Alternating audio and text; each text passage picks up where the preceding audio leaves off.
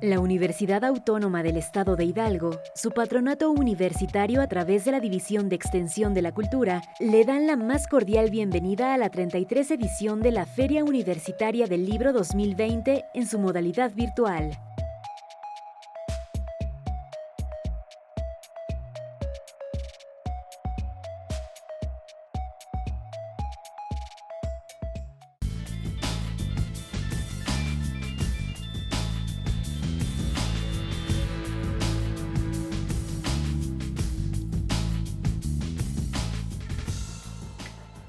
Y pues hola, nos da mucho gusto poder participar en esta feria universitaria del libro que organiza la Universidad Autónoma de Hidalgo.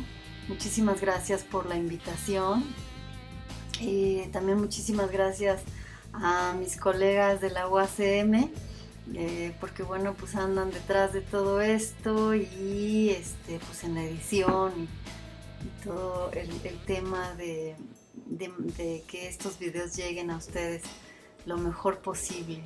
Estarán por aquí también en esta presentación Juan José Reyes y Roberto Sosa. Juan José Reyes es director, también mi jefe, y pues ustedes saben quién es también Roberto Sosa. Estoy muy contenta, les agradezco a ambos muchísimo su presencia, su compañía por aquí conmigo. Y nos toca hablar acerca de un número de la revista Cultura Urbana que hicimos con mucho cariño, como siempre, la verdad. 1968, un año más de memoria. La revista Cultura Urbana, como ustedes saben, pues es la revista de literatura y artes visuales de la Universidad Autónoma de la Ciudad de México, y pues la hacemos desde hace ya varios años, más de 15. Pues Juan José Reyes, David Huerta, Juan Pablo de la Colina y yo, que soy Rowena Bali. Sigue siendo un gusto enorme, aunque sea pues de esta manera remota, poder platicar con ustedes. Una de las consecuencias de esta situación que nos afecta a todos, pues es precisamente que la imprenta de la universidad pues ha tenido que detenerse, ¿no? Así como se han detenido muchas imprentas en todo el país. Entonces pues hablaremos de este número. Para hacerlo contamos con el apoyo de pues una plantilla bien interesante de autores, escritores y artistas visuales, quienes nos presentaron una perspectiva actual de pues del movimiento del 68 y sobre todo de la masacre del 2 de octubre aquí en la Ciudad de México, ¿no? Sobre el cual se dice año con año que no se olvida.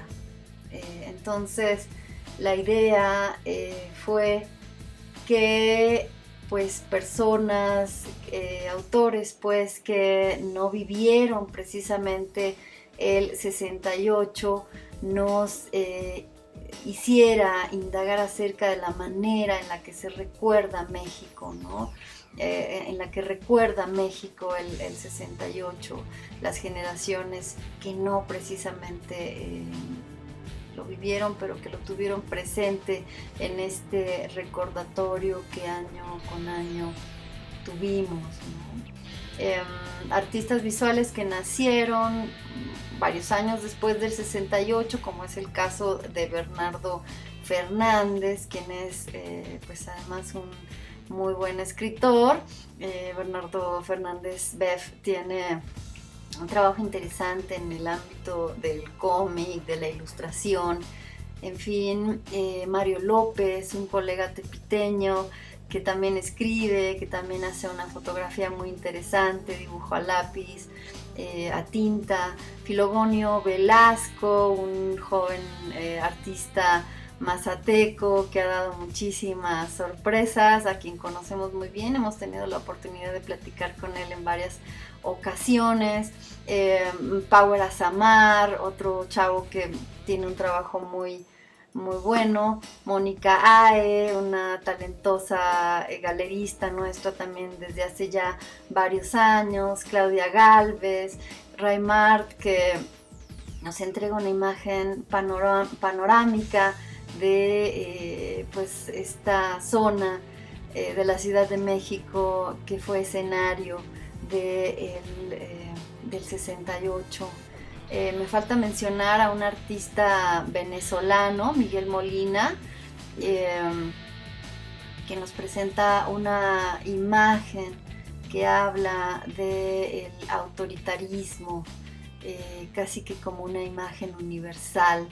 La galería de autor en esta ocasión es de Daniel Alba, y este otro pues autor que ya tiene pues una buena historia de colaboración con nosotros en todos estos años que llevamos haciendo la revista. En el terreno de las letras, a David Huerta y a mí nos tocó realizar él a Francisco Pérez Arce, una entrevista ampliamente reveladora acerca de pues el contexto de la circunstancia del 68. A mí me tocó platicar con Gilberto Guevara Niebla, quien tiene como tema fundamental esta dimensión del 68 como un crimen de Estado, ¿no? De un Estado que no soportó la libertad de expresión de los jóvenes, un Estado que los masacró, ¿no? De una forma criminal, como todos sabemos. Durante esta entrevista a este líder, a este miembro fundador del Consejo Nacional de Huelga, nos queda claro que hay en su experiencia un gran trauma y aún una laguna de incomprensión, de asombro ante la crueldad de la que puede ser capaz el Estado y la importancia que tiene la memoria, ¿no? La memoria de la injusticia para evitar injusticias pues futuras, ¿no? Las cuales, por cierto, no han dejado de ocurrir, ¿no? Y en esta perspectiva, Ana Clavel nos hace un recuento de 3 de las injusticias que se cometieron en nuestro país después del 68, ¿no? Recientemente, por cierto. Claudio Albertani, colega nuestro, el de origen italiano, escribe acerca de precisamente el contexto del 68 en Italia. Y como ustedes saben, pues el movimiento del 68 fue un movimiento internacional que acabó en la represión de muchos estudiantes, de muchos jóvenes, ¿no? Adriana Malvido, una periodista a la que yo le tengo muchísima admiración, nos entregó en este número muy generosamente un ensayo acerca de la gráfica del 68 y sus imágenes contestatarias que ejercieron una influencia muy importante en el país de punta a punta, ¿no? También las mujeres en el 68, la literatura de mujeres en el 68, trabajos de Leticia Romero Chumacero, colega nuestra muy querida, también de Adriana González Mateos, igualmente querida, ¿no? El trabajo de Armando González Torres, de Armando Alanís, de Paula Tinoco, de Mónica Brown, de Alberto Chimal, de Omar Nieto, de Norma Bundes, de Gabriela Torres. Todos ellos son autores que nos presentan pues en este número su actualidad del 68, ¿no? La forma en la que recuerdan el 68, su manera peculiar de no olvidar el 68. Y pues por ahí va más o menos este número de la revista Cultura Urbana de la UACM. Muchísimas gracias por acompañarme. Le dejo la palabra a Roberto y bueno, pues les mando todos mis abrazos y todos mis mejores deseos. Testimonio. No hubo piedad para la luz en lo más hondo de la desesperanza. Dolía esa tarde el miedo. El abismo del aire fue un tatuaje de llamas, un brusco vértigo de ráfaga. Sobre los labios de ceniza brilló como un cristal una limpia blasfemia y en la garganta atroz florecieron las súplicas. De súbito, el ciego arrasamiento giró sobre sí mismo. La tarde se detuvo. En la hierba ruinosa creció la inolvidable cicatriz, guirnalda de silencio que arde inscrita en la memoria de aquella rota claridad. Del libro El Jardín de la Luz, editado por la UNAM en 1972, este es uno de los 2 poemas de David Huerta que están en el número especial de Cultura Urbana con el tema de el 68. Cuando fui invitado a participar en la presentación de este número especial de colección a la FIL en el Palacio de Minería, ahora en 2020, junto con la maestra Elena Poniatowska y junto con Juan José Reyes, director, por cierto, de la revista Cultura Urbana, yo me sentí muy honrado, honestamente, me dio mucha emoción, pero más emoción me dio pasar cada una de las páginas que componen este, repito, número especial. Porque, parafraseando a Julio Scherer en la presentación que hace al libro de Vicente Leñero, Los periodistas, cuando la caída del Excelsior, Julio Scherer escribe a manera de prólogo en este libro de Leñero algo así como que fue leyendo el libro poco a poco y que era como si fuera caminando, hablando, escuchando, observando y sintiéndose él a sí mismo observado. Agradecido con las lágrimas por lo que los recuerdos de las páginas una tras otra le iban llevando a la memoria y que las páginas se iban haciendo una cadencia andante de recuerdos hasta recuperar, dice Scherer, su propia dignidad. Me pasa un poco lo mismo con esta edición de Cultura Urbana. Hablar del México del 68 es un tema inagotable y es un tema que forma parte de nuestra memoria reciente, que creo que como herida no ha terminado de cerrar y que debemos seguir leyendo, hablando, dialogando sobre ello, y en ello es donde encuentro una muy acertada visión editorial de este número especial de Cultura Urbana, porque se logra un mosaico, si lo puedo llamar así, muy interesante de distintas y diversas voces, a través de distintos géneros literarios. Hay poesía, como la que leí de David Huert, hay panfletos, hay cartas de la época, las cartas de los intelectuales, de los artistas, en contra del régimen, de lo que se estaba viviendo en esos momentos. Están las cartas oficiales del presidente Díaz Ordaz en ese momento.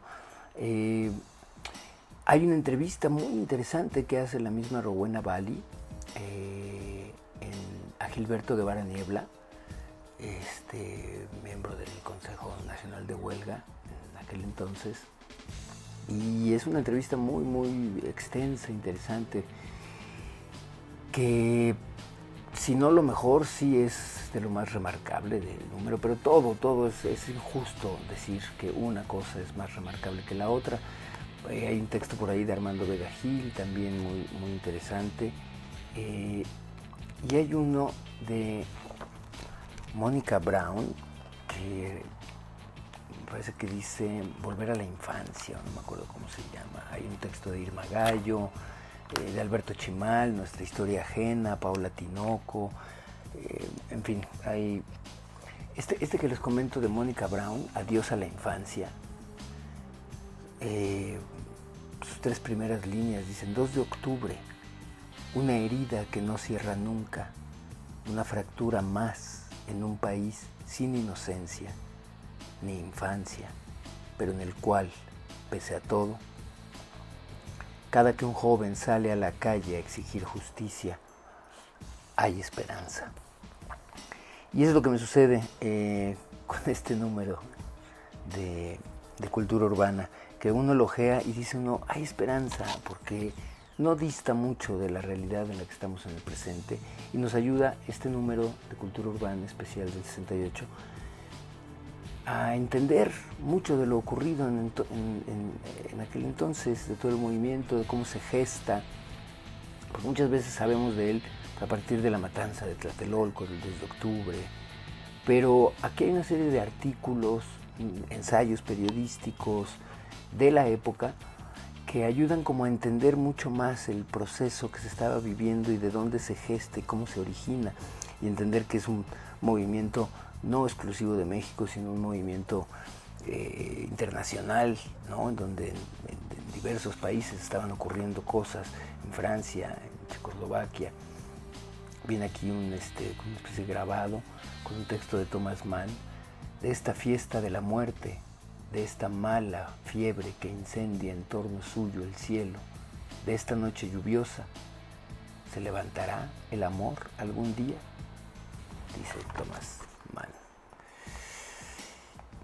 Y así podría yo quedarme 2 horas o más leyendo cada uno de los distintos artículos y de las distintas voces, con las maravillosas ilustraciones incrustadas a lo largo del número.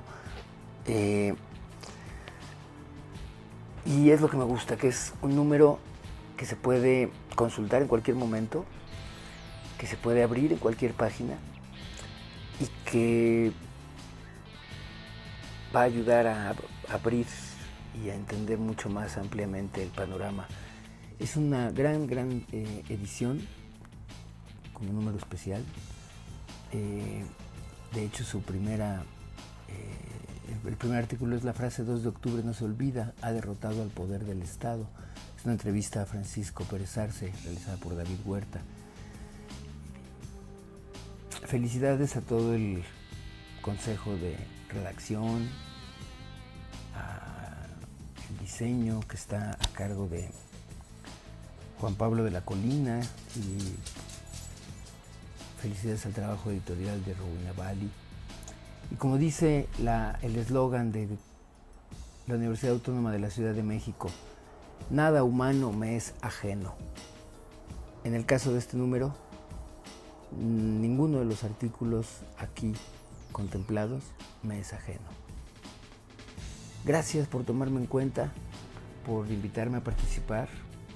Un año más de memoria, dice aquí en el cintillo este ejemplar, pero no es una publicación más, es una publicación de colección que vale mucho la pena tenerla para consultarla en cualquier momento. A mí me ha tocado interpretar en 3 ocasiones a Díaz Ordaz, al presidente en la ficción. Si yo hubiese tenido este número en mis manos al preparar el personaje, me habría dado mucha luz sobre el mismo. Pero nunca es tarde y doy gracias por el hecho de tenerlo en mis manos, este número especial. Felicidades a Cultura Urbana por este número y 2 de octubre no se olvida. Nada humano me es ajeno. Gracias. El 2 de octubre de 1968, en la Plaza de las Tres Culturas de Santiago de Tlatelolco, en el corazón de la Ciudad de México, se realizaba un mitin. En su mero comienzo, después de que algunos oradores habían tomado la palabra, se desató la violencia después de que un helicóptero o un par de helicópteros habían dado las primeras señas ominosas de un ataque artero, vil, ruin, en contra de los reunidos allí. ¿Quiénes eran aquellos reunidos? Eran unos jóvenes estudiantes acompañados de familiares, de compañeros, de empleados, de comerciantes, muchos de ellos que pasaban por ahí por azar o porque era su camino habitual, en fin, y habían permanecido llevados por el interés de aquella protesta. ¿Cuál era aquella protesta? ¿En qué consistía? ¿De qué se protestaba? Al día siguiente, el 3 de octubre, había comenzado ya ante el estupor, ante el asombro, ante el azoro de la ciudadanía, de los habitantes de la Ciudad de México y de todo el país, porque la noticia cundió rápidamente, se forjó al día siguiente, les decía, la frase 2 de octubre no se olvida. ¿Qué quería decir la frase? Que en el corazón, que en la memoria del país y en la memoria de los habitantes del país, en la memoria y en su corazón, quedaba marcada aquella fecha, quedaban marcados aquellos hechos, quedaba marcada aquella vileza, aquella carga opresiva y cruel del gobierno. Delante, en el horizonte, como recordamos, estaba la realización, que era una especie de cereza en el pastel de ese sistema político mexicano, de los Juegos Olímpicos en la Ciudad de México, principalmente, muy principalmente. México entonces sería escaparate del triunfo del modelo industrial al que el país quería acceder enteramente, y sobre todo los Juegos Olímpicos representarían la culminación de una serie de proyectos que querían decir que la estabilidad política, la prosperidad económica, los avances en muy distintos rubros de los que presumía el gobierno, pero que en la vida real, en el terreno llano de la verdad, eran falsos, eran solamente apariencias